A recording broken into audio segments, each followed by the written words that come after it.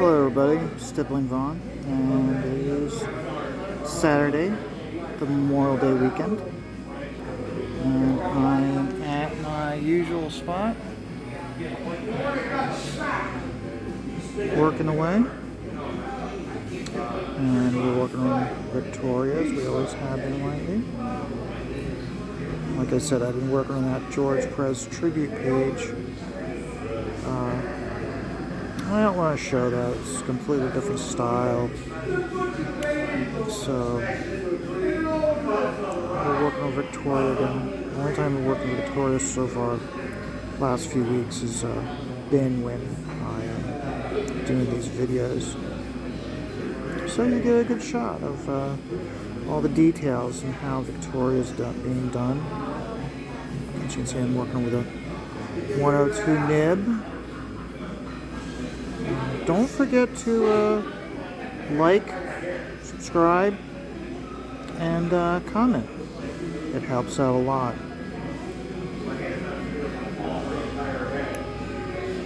Where I am, the weather's nice.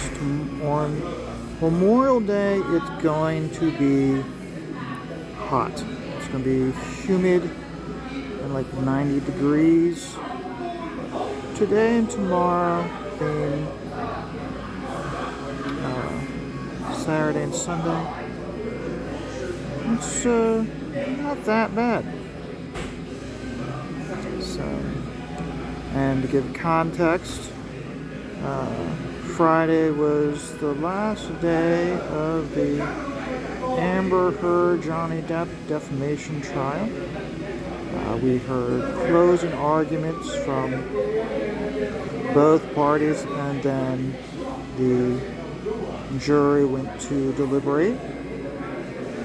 They did not come to a conclusion by the end of court business on Friday.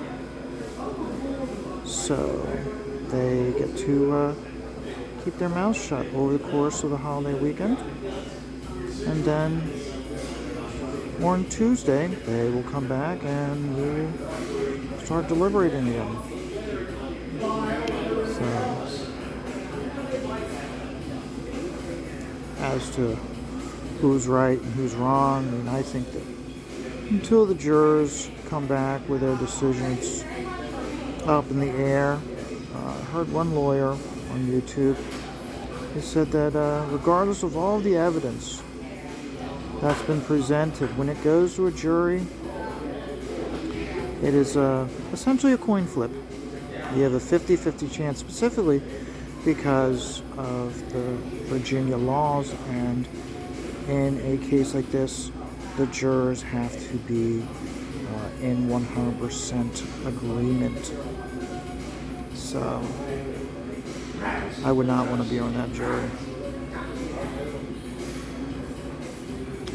Obi-Wan was released on Disney Plus, and as I expected, I didn't even watch it. My neighbor he'd watched the first 2 episodes, and I was walking the dog this morning. He was outside and goes, "Did you watch it?" I'm like, "No, I haven't watched it." And he goes, "Don't." He goes, "It's not that good." And I said, "Well," I said, "from the impression I got before I even really started to get people watch any reviews, and I haven't, I had a feeling it's going to be a bait and switch. It's called Obi-Wan, but it's not really about Obi-Wan. It's going to be about the black woman." And he was like, "Yeah." And he said, "Oh, yeah, Obi-Wan has to go rescue a 10-year-old Princess Leia." I'm like, "Wow." So what I'm going to be doing today is I'm going to be working on her top and her scarf, her ascot. And I thought about it, what I do is, because this is going to be the high point where the light shines the most, this is going to be white, and I'm going to be pulling down here. So where normally today's day and age, the artists rely on the colors to do something like that. I'm not. I'm looking at it old school, and I am relying on the tone, as I always do, to create the lights and the darks, specifically in large shots like this. When you're doing a large shot like this, you really want to go push in and treat it like a black and white photograph. Many times in my mind, I have a much greater idea of what I want. As you can see in the ascot, I put some tone, but really lots of times I try, other than like the down here, okay, you saw how I put tone in, but really I'm not going to be doing it up around here. And lots of times when I'm doing work, I'll avoid putting in a lot of tone and pencil. I'll just put in the holding lines, and the holding lines are not holding lines. They're never meant to be holding lines. All the pencil line is merely a guide.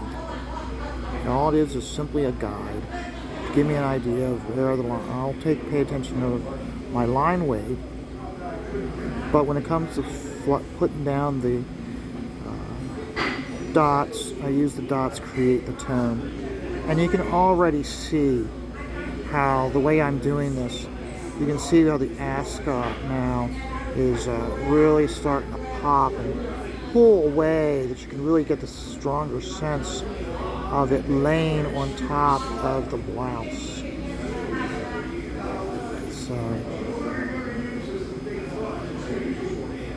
anybody who's watching, I've been sending back DMs with paint and stuff, and they're going to have me on their show coming up, or one of their shows. We're just going to nail down a time. I'm really looking forward to that. So give me a moment, please.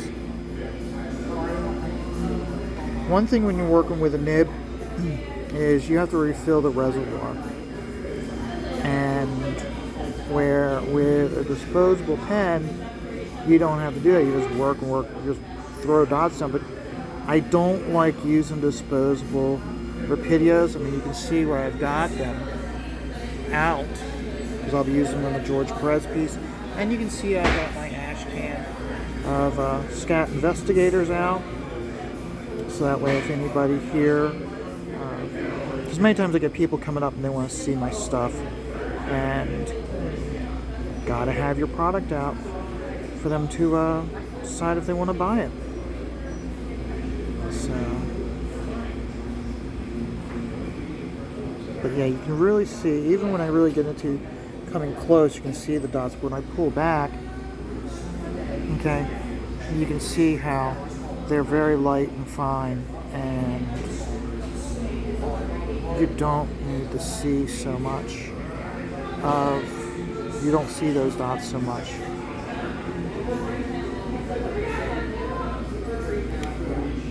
If you look, you will see also that this week I did a review of Andy Smith's First Man, and I liked it.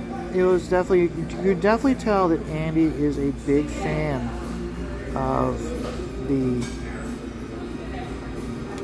old school superheroes, specifically Marvel. He threw in a little bit of throwbacks to DC also with the villain, but it has that look and feel of a classic superhero book.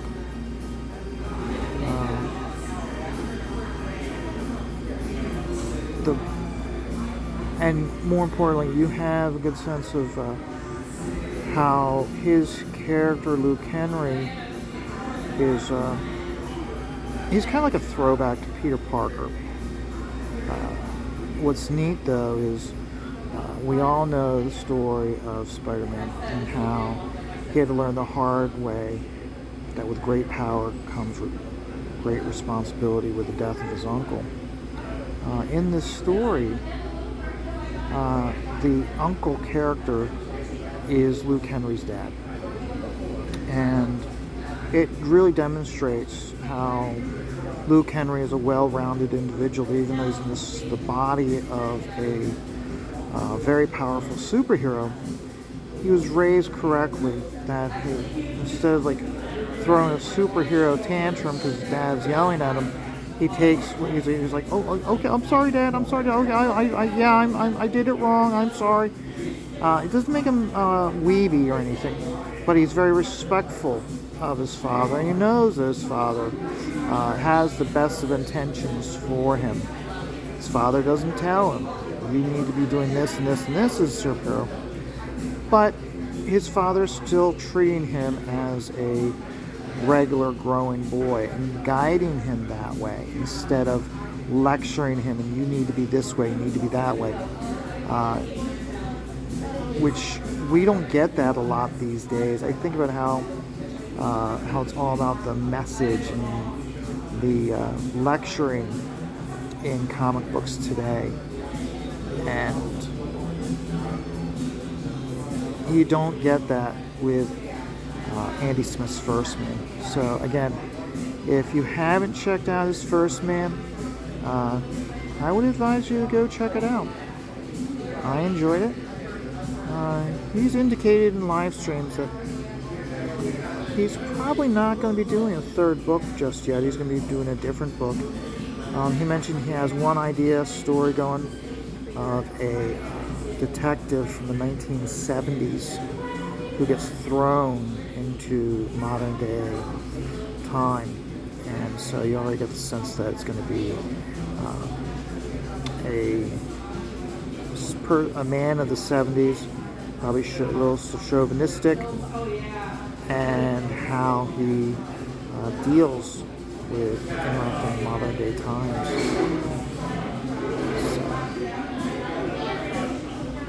Right now I'm just putting in dots right around where her buttons are. And I'm going to put in the thread holes of the buttons. So that way you can tell they're buttons, because right now you can't.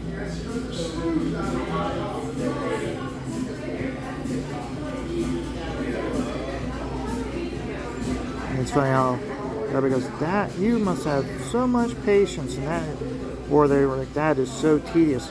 For me, it's not tedious. You really take a look, specifically where I am. You can hear the music in the background. You can hear the patrons at the bar and how they're so jovial and laughing. And so if you hear some vulgarity, I apologize. So I'm about 12 minutes in, about 13 minutes actually. So it's a good stopping point for a video. So I hope you like it. Like I said, you take a look and you can see how just in those 13 minutes are really put in work for the rest of her. So I'm gonna switch over to my George Perez piece and work on that. So until then, remember everybody, life is stressful. So just take it all one day at a time.